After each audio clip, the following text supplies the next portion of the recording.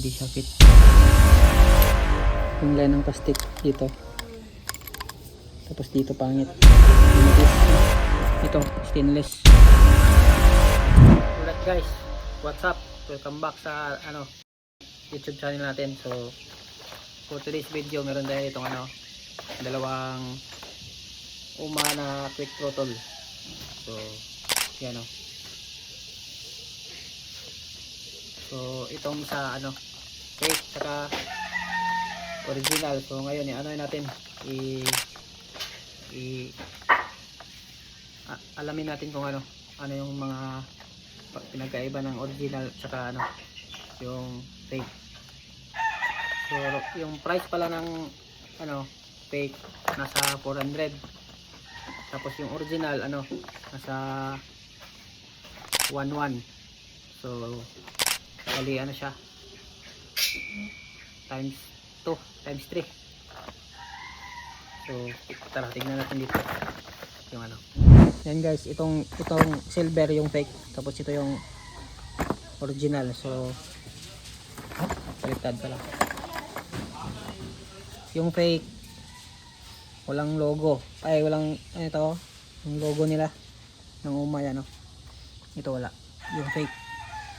Tapos ito yung yung info, meron dito may QR din, tapos ito ganito lang yung QR nya. Tapos itong logo, itong ba ito? Chinese yata to Chinese na logo, malaki, tapos itong isa maliit.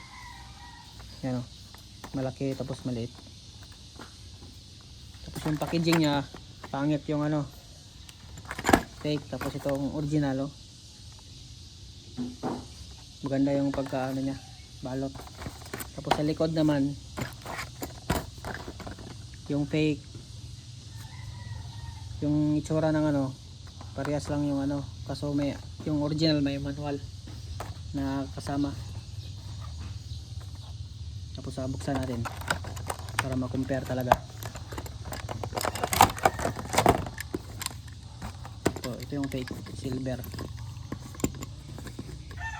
Yan original.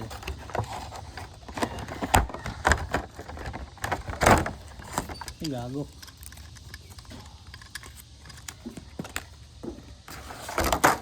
Kunin natin yung manual.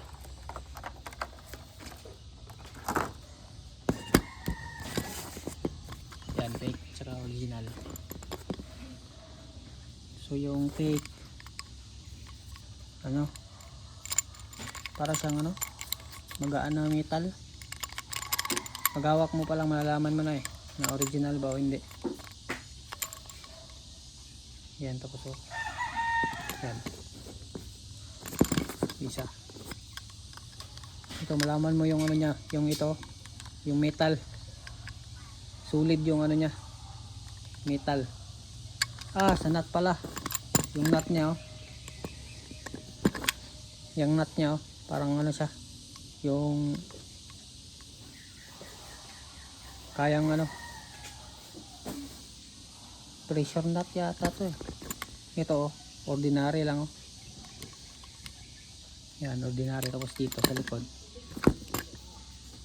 puro siya isa. So ipitan na baka sa maluwag lang. So ayan, tapos yun sa loob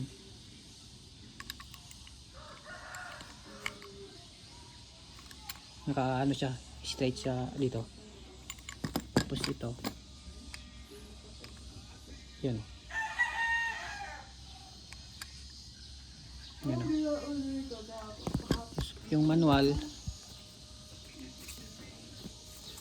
para mabasa nyo kung nakabili kayo ng fake. Itong yung manual,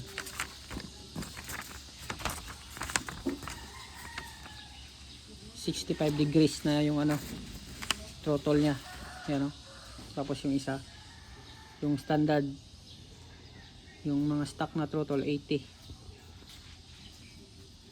So Yan po yung ano niya. So magiging short na yung ano niya, pagpiga ng throttle, hindi na masyadong mahaba. So yun lang, puro yung ano, pag hawak mo pa lang puro yung ano niya dito, metal, yung pinagkaiba nito sa, tapos yung bolt.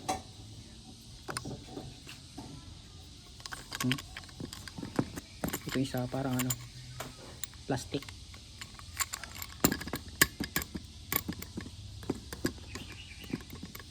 Ay, kunin natin yung ano, may magnet ako doon. Try natin yung magnet. Ayan yung magnet sa ano, sa mic. Ayan, ayaw magmagnet dito. Yung bolt pala nagmagnet. Itong bolt stainless to dito sa kabila, oh.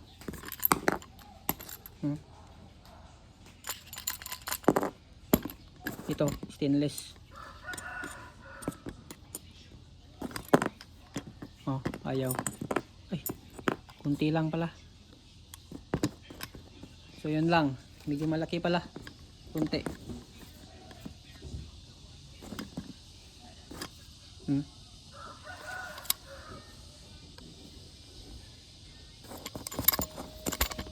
Yan.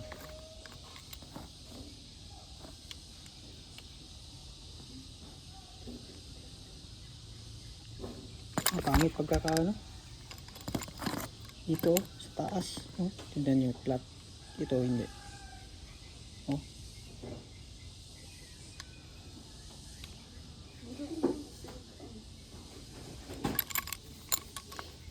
Tapos yung plastic parehas lang. Maganda yung ano niya dito, line. Yung line ng plastic dito. Tapos dito pangit. Manipis. Oh. Yun lang guys. Ito pala yung kailangan mo pag magkabit kayo nito. Sa mga underbone. O yung R15 pwede yata ito. Universal kasi itong ano eh. Yung quick throttle pwede ito sa ano. Sa R3 Sniper Raider, pwede sa lahat. Alright, additional guys, meron tayong na-discover nung hinigpitan ko yung ano, fake yan, oh. Hindi siya na ano, hindi na hindi proper yung pagkano niya, naka ano siya, hindi nakadikit, oh. So pangit tignan. Yan, oh. Dito hindi siya fit. Yan, oh. Naka-lock na yan, oh. Hindi katulad dito sa original, oh. Fit na fit. Yan, oh. Dito. Nakalapat.